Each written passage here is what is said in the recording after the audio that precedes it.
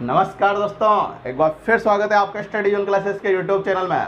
तो दोस्तों last class में हमने बात की थी प्रीवियस ईयर एग्जाम के क्वेश्चंस के बारे में। तो दोस्तों उसी श्रृंखला में आगे बढ़ते हुए आज हम बात करेंगे जनरलाइजेशन हुक्स लॉ की। हुक्स लॉ का जनरलाइजेशन किस प्रकार से करते हैं दोस्तों। तो दोस्तों अपने पास यहाँ एक रेक्टेंगुलर बार है जिसकी एक्स डायरेक्शन में जो स्ट्रेस प्रोड्यूस हो रही है वो है सिग्मा एक्स, वाई डायरेक्शन में जो स्ट्रेस है वो है सिग्मा वाई, और जेड डायरेक्शन में जो स्ट्रेस है दोस्तों वो है सिग्मा जेड। और दोस्तों इसकी लेंथ एल है, हाइट एच है और विड्थ बी है। अब दोस्तों ये तीन डायरेक्शन है, एक एक्स डायरेक्शन है, एक वाई डायरेक्शन, एक जेड डायरेक्शन। अपन जानते हैं दोस्तों ये तीनों डायरेक्शन एक दूसरे की क्या होती है, परपेंडिकुलर होती है। अब दोस्तों अपन ने सबसे पहले क्या किया, एक्स डायरेक्शन में एक टेंसाइल फोर्स लगाया। अब दोस्तों एक्स डायरेक्शन में जब हम टेंसाइल फोर्स लगाएंगे तो इसकी लेंथ में क्या होगा, इसके लेंथ में इंक्रीमेंट होगा, इसकी लंबाई में वृद्धि होगी। तो दोस्तों लेंथ में इंक्रीमेंट होने के साथ साथ इसकी हाइट में और इसकी विड्थ में क्या होगा, डिक्रीमेंट होगा, कमी आएगी। तो दोस्तों एक्स के अकॉर्डिंग तो इसमें क्या हुआ, लंबाई के अकॉर्डिंग तो इसमें क्या हुआ, लेंथ में वृद्धि हुई, इंक्रीमेंट हुआ। तो दोस्तों अपन ने लास्ट क्लासों में पढ़ा था कि जब भी अपन लेंथ के अकॉर्डिंग कोई फोर्स लगाएंगे उसके कारण उसकी लेंथ में इंक्रीमेंट होगा, यानी अक्ष के अलोंग क्या हो रहा है, एलोंगेशन हो रहा है। अक्ष के अलोंग क्या हो रहा है, इलोंगेशन हो रहा है। तो अक्ष के अलोंग इलोंगेशन होगा तो इसमें कौन सी प्रकार की स्ट्रेन प्रोड्यूस होगी दोस्तों, यहाँ पे लॉन्गिट्यूडनल स्ट्रेन प्रोड्यूस होगी। और दोस्तों परपेंडिकुलर डायरेक्शन में यानी वाई डायरेक्शन में और जेड डायरेक्शन में, यानी इसकी हाइट के अकॉर्डिंग और इसकी विड्थ के अकॉर्डिंग जो स्ट्रेन प्रोड्यूस होगी दोस्तों कौन सी होगी, लेटरल स्ट्रेन प्रोड्यूस होगी। तो दोस्तों अक्ष के अकॉर्डिंग तो लॉन्गिट्यूडनल स्ट्रेन और परपेंडिकुलर एक्सिस में लेटरल स्ट्रेन, यही अपन ने लास्ट क्लास में डिस्कस किया था दोस्तों। तो यहाँ पे एक्स डायरेक्शन में तो लॉन्गिट्यूडनल हो जाएगी और वाई जेड में कौन सी हो जाएगी, लेटरल स्ट्रेन हो जाएगी।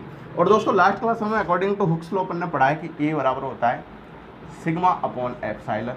तो यहाँ से दोस्तों एप्सिलॉन इधर ले गए तो एप्सिलॉन बराबर क्या गया, सिग्मा अपॉन ई। तो एप्सिलॉन बराबर अपन लिख सकते हैं सिग्मा अपॉन। अब दोस्तों बात करते हैं सबसे पहले एक्स डायरेक्शन की, फॉर एक्स डायरेक्शन। अब दोस्तों एक्स डायरेक्शन में अपन ने एक टेंसाइल फोर्स लगाया तो उसमें जो स्ट्रेन प्रोड्यूस होगी वो एप्सिलॉन एक्स मान लिया अपन ने। तो दोस्तों लेंथ के अकॉर्डिंग कौन सी स्ट्रेस होगी, एक्स डायरेक्शन में सिग्मा एक्स लग रही है और बटा में क्या आता है, ये आता है, ये। तो दोस्तों इस लॉन्गिट्यूडनल स्ट्रेन को तो अपन पॉजिटिव लेंगे, लेकिन इसी फोर्स के कारण, इसी टेंसाइल फोर्स के कारण जो कि एक्स डायरेक्शन में लगाया गया है उसके कारण वाई डायरेक्शन में और जेड डायरेक्शन में जो स्ट्रेन प्रोड्यूस होगी वो लेटरल होगी दोस्तों। और लेटरल स्ट्रेन अपन कैसे निकालते हैं, अपन ने लास्ट क्लास में एक टर्म पढ़ी थी दोस्तों, म्यू बराबर लेटरल स्ट्रेन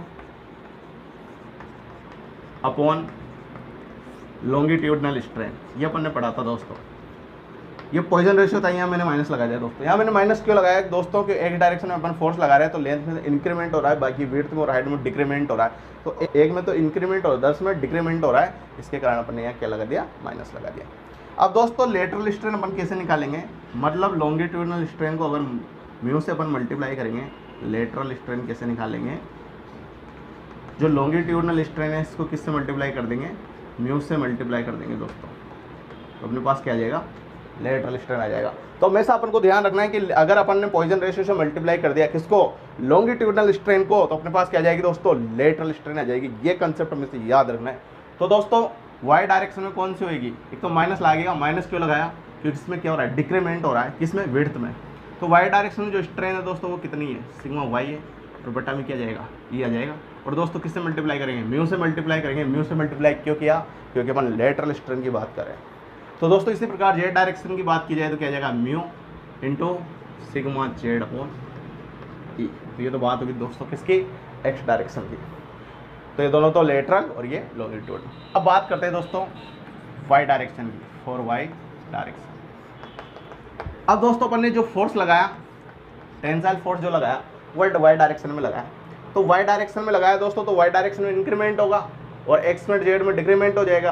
तो इस बार क्या होगा, वाई डायरेक्शन में तो लॉन्गिट्यूडनल स्ट्रेन प्रोड्यूस हो जाएगी और एक्स और जेड डायरेक्शन में लेटरल स्ट्रेन प्रोड्यूस हो जाएगी। तो दोस्तों एप्सिलॉन वाई बराबर क्या जाएगा, सिग्मा वाई अपॉन ई, और वो दोनों में minus mu sigma X upon E minus mu sigma Z upon E. तो दोस्तों जिसमें लेटरल होगा वहाँ माइनस लगा के म्यू से मल्टीप्लाई कर देंगे। अब दोस्तों थर्ड बात करते हैं अपन फॉर जेड डायरेक्शन। इस बार दोस्तों फोर्स अपन ने जेड डायरेक्शन में लगाया, तो जेड डायरेक्शन में तो लॉन्गिट्यूडनल स्ट्रेन प्रोड्यूस हो जाएगी सिग्मा जेड अपॉन ई, और एक्स में और वाई में कौन सी हो जाएगी, lateral strain, minus mu sigma X upon E और minus mu sigma Y upon E. तो ये दोस्तों ये टॉपिक क्लियर हो गया अपना, कौन सा, हुक्स लॉ का जनरलाइजेशन। इसके लिए फॉर ए रेक्टेंगुलर पार्ट, एक आयताकार छड़ के लिए। ठीक है दोस्तों, कंसेप्ट क्लियर है यहाँ तक। इसके बाद बात करते हैं अपन अगले टॉपिक की।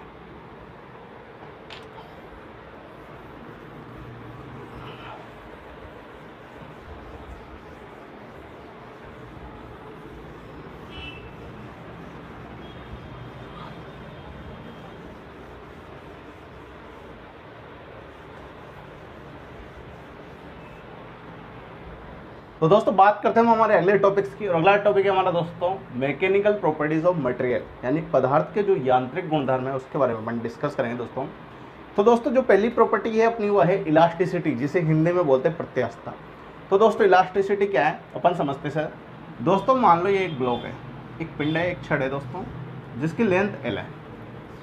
अपन ने दोस्तों इस पर क्या किया, एक टेंसाइल फोर्स लगाया, ये टेंसाइल फोर्स लगा। मान लो दोस्तों लेंथ L बराबर 50 mm मान लो। अब दोस्तों अपन ने इस पर फोर्स लगाया, तो इस फोर्स के कारण क्या होगा, इसमें एक्सपेंशन होगा, उसकी लेंथ इंक्रीमेंट हो गई दोस्तों, हो गई 60 mm हो गई, 60 mm होगी दोस्तों। जिसकी लेंथ में क्या हो गया दोस्तों, इंक्रीमेंट हो गया। अब दोस्तों अपन ने ये फोर्स हटा लिया, एक्सटर्नल फोर्स हटा लिया। अगर फोर्स हटाने के बाद ये जो पिंड है, ये ब्लॉक जो है दोस्तों, ये छड़ जो है, ये इसकी ओरिजिनल पोजीशन में आ जाए, यानी वापस इसकी लेंथ कितनी हो जाए दोस्तों, 50 mm हो जाए, तो जो ये मटेरियल है दोस्तों, जिसकी ये छड़ बनी हुई है, वह इलास्टिक मटेरियल है। क्या है, इलास्टिक मटेरियल। और इस प्रॉपर्टी को दोस्तों कहा जाता है इलास्टिसिटी। तो दोस्तों इलास्टिसिटी की डेफिनेशन के ऊपर बात करें तो डेफिनेशन है दोस्तों ability to regain its original dimension. मतलब फोर्स हटाने पर यदि ये इसकी ओरिजिनल पोजीशन में आ जाए तो जो मटेरियल है दोस्तों, कौन सा मटेरियल है, इलास्टिक मटेरियल है। अब दोस्तों बात करते हैं हमारी सेकंड प्रॉपर्टी की, प्लास्टिसिटी की, जिसे हिंदी में बोलते हैं सुगठ्यता। अब दोस्तों मान लो अपन ने जो फोर्स लगाया टेंसाइल नेचर का, उसे अपन ने हटा लिया, और उसे हटाने के बाद भी जो पिंड है, जो ब्लॉक है दोस्तों, वो उसकी ओरिजिनल पोजीशन में नहीं जा रहा। मतलब दोस्तों इसकी लेंथ L थी, अपन ने एक्सटर्नल फोर्स लगाया, लेंथ में इंक्रीमेंट हो गया 60 mm। लेकिन दोस्तों अपन ने फोर्स हटा लिया, फोर्स हटाने के बाद भी इसकी लेंथ वही रह रही है दोस्तों इस ब्लॉक की, कितनी, वही 60 mm। मतलब इसमें कोई चेंजेस नहीं आ रहा फोर्स हटाने के बाद भी। तो इस मटेरियल को अपन बोलेंगे कि जो मटेरियल है, कौन सा मटेरियल है, प्लास्टिक मटेरियल है। और इस प्रॉपर्टी को अपन बोलेंगे दोस्तों प्लास्टिसिटी। मतलब परमानेंट डिफॉर्मेशन हो गया फोर्स लगाने के बाद, क्योंकि इसकी ओरिजिनल पोजीशन में नहीं जा रहा। तो मटेरियल कौन सा है दोस्तों, प्लास्टिक मटेरियल। तो इसकी डेफिनेशन की अपन बात करते हैं तो दोस्तों डेफिनेशन होगी permanent deformation after apply force. ठीक है दोस्तों। इसके बाद बात करते हैं दोस्तों हमारी तीसरी प्रॉपर्टी है स्ट्रेंथ, जिसे हिंदी में बोला जाता है सामर्थ्य। अब इसे समझते हैं सामर्थ्य क्या है दोस्तों, स्ट्रेंथ क्या है। तो दोस्तों इसको समझता हूँ मैं एक बहुत शानदार एग्जाम्पल से आपको समझाता हूँ। तो मान लो दोस्तों दो व्यक्ति हैं, एक व्यक्ति बड़ा मोटा ताजा है, हट्टा कट्टा है, और एक आदमी दोस्तों पतला है। तो अपन कैसे कहेंगे कि कौन ज़्यादा सामर्थ्यवान है, किसकी ज़्यादा कैपेसिटी है। तो दोस्तों जो हट्टा कट्टा है उसका शरीर देख के, उसके गट्स देख कर अपन कह सकते हैं कि यार ये ज़्यादा खतरनाक इंसान है, इसकी स्ट्रेंथ ज़्यादा है। तो दोस्तों जो स्ट्रेंथ है उसके पूरे शरीर को देखकर अपन ने बात करी, उसकी कैपेसिटी के बारे में उसके पूरे शरीर को देखकर बात करी। यानी जो दोस्तों स्ट्रेंथ है वो एक वॉल्यूमेट्रिक प्रॉपर्टी है। वॉल्यूमेट्रिक प्रॉपर्टी यानी इसके पूरे वॉल्यूम की बात की जा रही है। जैसे दोस्तों मान लो ये एक ब्लॉक है, ये एक ब्लॉक है दोस्तों, इसकी लेंथ, विड्थ या हाइट की बात नहीं करेंगे अपन, किसकी बात करेंगे, पूरे इसके वॉल्यूम की बात करेंगे। तो जो दोस्तों स्ट्रेंथ है वो एक सबसे पहले तो क्या है, वॉल्यूमेट्रिक प्रॉपर्टी। और स्ट्रेंथ क्या है दोस्तों, load bearing capacity. Load bearing capacity मतलब लोड सहन करने की सीमा। मतलब दोस्तों मान लो एक ताकतवर आदमी है और एक कमज़ोर आदमी है, और मैदान में उन्हें लड़ने के लिए भेज दिया, तो कौन ज़्यादा टाइम तक मैदान में टिक सकता है, जो ताकतवर है, जो खतरनाक है, शक्तिशाली है, वही तो मैदान में टिक सकता है। तो स्ट्रेंथ वही है दोस्तों, जो ताकतवर जितना ज़्यादा है उसकी स्ट्रेंथ उतनी ही ज़्यादा है। तो स्ट्रेंथ क्या है, सामर्थ्य।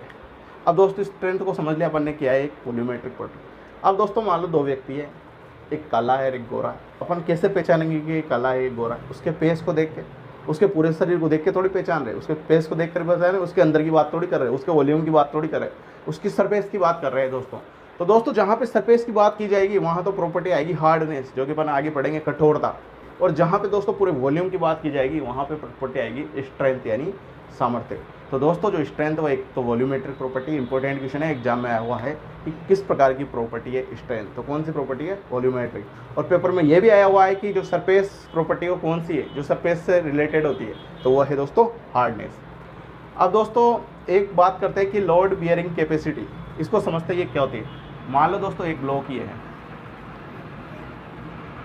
ये मटेरियल का फर्स्ट का बना हुआ है, और ये एक और ब्लॉक है दोस्तों, इसका मान लो मटेरियल कुछ और है, ये सेकंड मटेरियल मान लिया। अब दोस्तों अपन ने इस पर भी फोर्स F लगाया और इस पर भी फोर्स F लगाया, ठीक है दोस्तों, और इसका क्रॉस सेक्शनल एरिया भी A है और इसका क्रॉस सेक्शनल एरिया भी A है।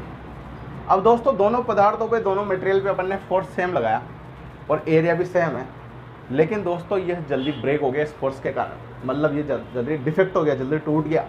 तो दोस्तों जो जल्दी टूट गया अपन कह सकते हैं कि उसकी स्ट्रेंथ क्या है, कम है, उसके फोर्स सहन करने की क्षमता, लोड सहन करने की क्षमता क्या है, कम है। तो दोस्तों लोड बियरिंग कैपेसिटी क्या होती है, भार सहन करने की क्षमता। दोस्तों जो जल्दी टूट जाएगा उसकी लोड बियरिंग कैपेसिटी क्या है, कम है, और जो लेट टूटेगा उसकी लोड बियरिंग कैपेसिटी ज़्यादा है। तो दोस्तों उस मटेरियल की स्ट्रेंथ ज़्यादा रहेगी जो ज़्यादा फोर्स सहन करेगा, यानी जो ज़्यादा समय के बाद टूटेगा, फ्रैक्चर होगा, ठीक है दोस्तों। इसके बाद बात करते हैं दोस्तों अपन डक्टिलिटी की। डक्टिलिटी जिसे हिंदी में बोलते हैं तन्यता। तन्यता क्या होती है दोस्तों? अब दोस्तों मान लो एक मटेरियल ये है और एक मटेरियल ये है। अब दोस्तों अपन ने इस पर फोर्स लगाया, टेंसाइल फोर्स लगाया, इस पर भी टेंसाइल फोर्स लगाया। अब दोस्तों मान लो ये डिफॉर्म हुआ, डिफॉर्म हो के ये सब हो गया, फिर डिफॉर्म हुआ, फिर फोर्स लगाया, फिर ये बढ़ता गया, फिर फोर्स की वैल्यू बढ़ाते गए, फिर ये डिफॉर्मेशन होता गया, फिर डिफॉर्मेशन होता गया, फिर डिफॉर्मेशन होता गया। और एक समय ऐसा आया जब दोस्तों ये यहाँ से क्या हो गया, फ्रैक्चर हो गया। और सेकंड केस में दोस्तों अपन ने फिर फोर्स लगाया, ये डिफॉर्मेशन हो गया, लेकिन अगला फिर फोर्स लगाया दोस्तों, ये मटेरियल यहाँ पर ही ब्रेक हो गया, यहाँ पर ही टूट गया, फ्रैक्चर हो गया, फेल हो गया यहाँ पे, और ये यहाँ पे जाके फेल हुआ। तो दोस्तों फोर्स लगाने पर मैक्सिमम डिफॉर्मेशन किस में हुआ, दोनों केस में से? इस केस में ज़्यादा डिफॉर्मेशन हुआ। तो दोस्तों दोनों में फोर्स तो सेम लगाए थे, लेकिन इसमें डिफॉर्मेशन ज़्यादा हो रही है तो यहाँ पे टूट गया। तो दोस्तों फोर्स लगाने पर जो मैक्सिमम डिफॉर्मेशन सहन कर सके उसे बोला जाता है अपन कि वो मटेरियल जो है उसकी डक्टिलिटी ज़्यादा है, उसमें तन्यता का गुण ज़्यादा है। तो दोस्तों मटेरियल की ऐसी प्रॉपर्टी जिसमें मटेरियल फेल होने से पहले मैक्सिमम डिफॉर्मेशन सहन करता हो, उस प्रॉपर्टी को अपन डक्टिलिटी या तन्यता के नाम से जाना जाता है।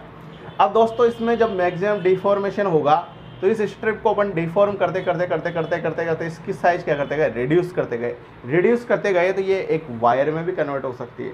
तो एक स्ट्रिप किस में कन्वर्ट होगी, वायर में कन्वर्ट होगी। तो दोस्तों एक इंपॉर्टेंट क्वेश्चन आता है कि कौन से प्रॉपर्टी के अंतर्गत अपन मटेरियल को एक वायर में कन्वर्ट कर सकते हैं। तो दोस्तों आंसर क्या होगा उसका, डक्टिलिटी, तन्यता। इससे एग्जाम में काफ़ी बार आ चुका है क्वेश्चन है दोस्तों, तो बहुत इंपॉर्टेंट क्वेश्चन है दोस्तों। अब दोस्तों इस मटेरियल की बात करते हैं कि अपन ने फोर्स लगाया, कुछ हल्का सा डिफॉर्मेशन हुआ, फिर फेल हो गया, ब्रेक हो गया। तो दोस्तों इस प्रॉपर्टी को बोलते हैं अपन ब्रिटलनेस। क्या बोलते हैं, ब्रिटलनेस। तो मतलब दोस्तों ब्रिटलनेस जो है वो मटेरियल की ऐसी प्रॉपर्टी है जिस पर अपन ने एक्सटर्नल फोर्स लगाते हल्के से डिफॉर्मेशन में मटेरियल क्या हो गया, ब्रेक हो गया, ठीक है दोस्तों। तो बात होगी डक्टिलिटी की और ब्रिटलनेस की। अब दोस्तों मान लो जब अपन एक्सटर्नल फोर्स लगाएंगे किसी भी बॉडी पे तो उसमें डिफॉर्मेशन होगा। अब डिफॉर्मेशन होने के कारण उसमें स्ट्रेन भी प्रोड्यूस होगी। तो दोस्तों डक्टिलिटी प्रॉपर्टी के अंतर्गत जो स्ट्रेन प्रोड्यूस होगी वो 5% से ज़्यादा होगी। मतलब अपन कह सकते हैं कि यदि 5% से ज़्यादा स्ट्रेन मटेरियल में प्रोड्यूस हुई तो वो मटेरियल डक्टिलिटी प्रॉपर्टीज़ के अंतर्गत आता है। तो दोस्तों ये भी एग्जाम में आया हुआ क्वेश्चन है कि यदि स्ट्रेन जो है वो 5% से ज़्यादा है तो मटेरियल कौन सी प्रॉपर्टी के अंतर्गत आता है। आंसर होगा डक्टिलिटी के अंतर्गत, ठीक है दोस्तों। बात करते हैं इसके डेफिनेशन के बारे में। तो दोस्तों पहली डेफिनेशन की मटेरियल फेयर होने से पहले मोर देन 5% स्ट्रेन हो। तो मटेरियल में फेयर होने से पहले क्या हो, 5% से ज़्यादा स्ट्रेन हो। दूसरी डेफिनेशन की बात करते हैं दोस्तों अपन reduce cross sectional area after applying force. तो दोस्तों जब अपन इस पर एक्सटर्नल फोर्स अप्लाई कर रहे हैं तो फर्स्ट कंडीशन का क्रॉस सेक्शन एरिया ये था, फिर कम होकर ये हो गया, फिर ये हो गया, तो ये हो गया, ये हो गया। तो दोस्तों जब भी अपन एक्सटर्नल फोर्स अप्लाई करेंगे किसी बॉडी पे तो उसका एरिया क्या होता जाएगा, रिड्यूस होता जाएगा। दोस्तों अपन कह सकते हैं कि जब भी अपन एक्सटर्नल फोर्स अप्लाई कर रहे हैं और मटेरियल का एरिया रिड्यूस हो रहा है, कम हो रहा है, तो दोस्तों जो मटेरियल आएगा वो किसके अंतर्गत आएगा, वो डक्टिलिटी प्रॉपर्टी के अंतर्गत आएगा, ठीक है दोस्तों। इसके बाद बात करते हैं अपन अगले टॉपिक की।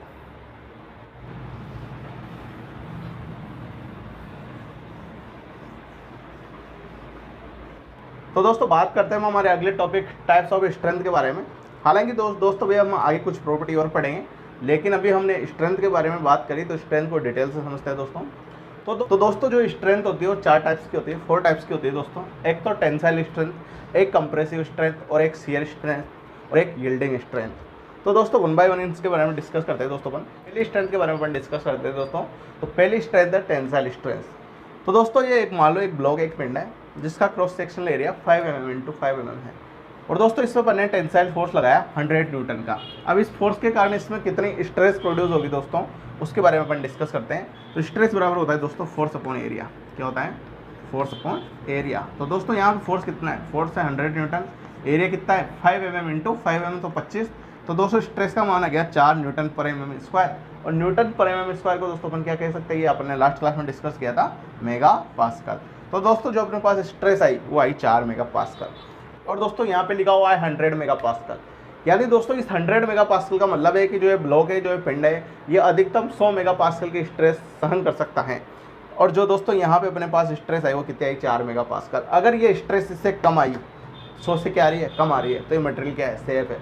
और दोस्तों यदि ये स्ट्रेस इससे ज़्यादा आ जाए तो ये मटेरियल क्या हो जाएगा? फेल हो जाएगा। तो दोस्तों इस प्रकार से अपन टेंसाइल स्ट्रेंथ को एक्सप्लेन कर सकते हैं। इसके बाद बात करते हैं दोस्तों अपन कंप्रेसिव स्ट्रेंथ की। तो दोस्तों कंप्रेसिव स्ट्रेस कब क्रिएट होगी? जब इस पे कौन सा फोर्स लग रहा हो? कंप्रेसिव नेचर का फोर्स लग रहा हो। तो दोस्तों यहाँ पे भी अपन स्ट्रेस की बात करते हैं। फोर्स कितना लग रहा है दोस्तों? यहाँ पे फोर्स लग रहा है 1000 न्यूटन, और क्रॉस सेक्शनल एरिया वो 5 इंटू 5 25। इसको सोल्व किया दोस्तों तो आया 40 मेगा पास्कल। क्या आया? 40 मेगा पास्कल, क्योंकि फोर्स न्यूटन में और ये लेंथ और विड्थ है ये mm में है, तो न्यूटन पर mm स्क्वायर को अपन मेगा पास्कल बोलता है, ये अपन ने लास्ट क्लास में पढ़ा है दोस्तों। तो दोस्तों इसकी स्ट्रेस कितनी है? 40 मेगा पास्कल है, और इसकी मैक्सिमम स्ट्रेस कितनी है कंप्रेसिव इस प्रकार के ब्लॉक की? कितनी है? 80 मेगा पास्कल है, 80 मेगा पास्कल है। तो ये उससे कम आ रही है दोस्तों, तो ये मटेरियल क्या है? कंप्रेसिव स्ट्रेंथ के अंडर में सेफ है।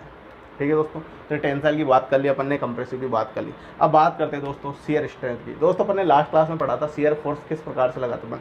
शियर फोर्स लगाते हैं किसी भी प्लेन के पैरेलल, उसके समांतर। तो दोस्तों अपन ने इस पैरेलल जो प्लेन है, सरफेस है, इसमें अपन ने ऐसे फोर्स लगाया, तो इसमें जो स्ट्रेस प्रोड्यूस होगी वो किस प्रकार की स्ट्रेस प्रोड्यूस होगी? शियर स्ट्रेस प्रोड्यूस होगी दोस्तों। उसकी वैल्यू अपन फाइंड आउट करते हैं। यार स्ट्रेस को अपन किससे रिप्रेजेंट करते हैं? टाउ से रिप्रेजेंट करते हैं। तो वो फोर्स अपॉन एरिया, फोर्स लग रहा है दोस्तों इसमें कितना? 2000 न्यूटन, और क्रॉस सेक्शनल एरिया 5 इंटू 5 25। इसको सोल्व किया दोस्तों तो कितना गया? 80 मेगा पास्कल आ गया। अब दोस्तों 80 मेगा पास्कल का मान जो मान है अपने पास, 40 मेगा पास्कल से क्या है? ज़्यादा है। तो दोस्तों ये शियर स्ट्रेस के अंडर में ये जो ब्लॉक है, जो पिंड है दोस्तों, ये सेफ नहीं है, मतलब क्या हो जाएगा? मटेरियल फेल हो जाएगा। तो दोस्तों ये 3 प्रकार की स्ट्रेंथ के बारे में हमने डिस्कस किया, टेंसाइल, कंप्रेसिव और शियर। अब बात करते हैं दोस्तों ये यील्डिंग स्ट्रेंथ क्या होती है, नया टॉपिक है। तो दोस्तों मान लो ये ब्लॉक है, इस ब्लॉक पे अपन मान लो दोस्तों ये फोर्स लगाते गए, ये फ्रीली रूप से एक्सपेंड होता रहा दोस्तों। इसको किसी प्रकार की कोई टेंशन नहीं है कि मेरे फोर्स लग रहा है तो लगने दो, मैं एक्सपेंशन होता रहूँगा। लेकिन दोस्तों एक ऐसी लिमिट है, उसके बाद ये एक्सपेंशन होना बंद कर देगा। मान लो वो लिमिट है 50 मेगा पास्कल। तो जहाँ तक 50 मेगा पास्कल की स्ट्रेस इसके अंदर क्रिएट नहीं होगी, वहाँ तक तो ये आराम से कोई टेंशन नहीं है, क्या हो रहा है? एक्सपेंड हो रहा है दोस्तों। और दोस्तों जैसे ही इसमें 50.0001 मेगा पास्कल स्ट्रेस प्रोड्यूस हुई, और ये मटेरियल क्या हो जाएगा? ब्रेक हो जाएगा, टूट जाएगा। तो दोस्तों जो मैक्सिमम कैपेसिटी है इसकी फोर्स सहन करने की, और जिसके कारण जो मैक्सिमम स्ट्रेस इसके अंदर प्रोड्यूस होगी, उसी को बोलते हैं दोस्तों अपन यील्डिंग स्ट्रेस। मतलब इसकी मैक्सिमम फोर्स सहन करने की जो कैपेसिटी है उसे बोलते हैं दोस्तों अपन यील्डिंग स्ट्रेंथ। तो दोस्तों ये बात करी थी अपन ने टाइप्स ऑफ स्ट्रेंथ के बारे में। तो ठीक है दोस्तों, आज की हमारी क्लास को हम यहीं समाप्त करते हैं। इसके आगे का प्रोसेस अगली क्लास में कंटिन्यू करेंगे दोस्तों। और दोस्तों आशा करते हैं आज की हमारी क्लास आपको पसंद जरूर आई होगी, और यदि फिर भी आपको कहीं ना कहीं कोई कन्फ्यूज़न हो तो आप कमेंट बॉक्स में ज़रूर टाइप करो। हम आपकी समस्या का समाधान करने की ज़रूर कोशिश करेंगे दोस्तों। और दोस्तों आपसे रिक्वेस्ट है, यदि आपको क्लास पसंद आ रही हो तो अधिक से अधिक लाइक करें, शेयर करें, और दोस्तों अभी तक आपने चैनल सब्सक्राइब नहीं किया हो तो ज़रूर सब्सक्राइब करें दोस्तों। जय हिंद।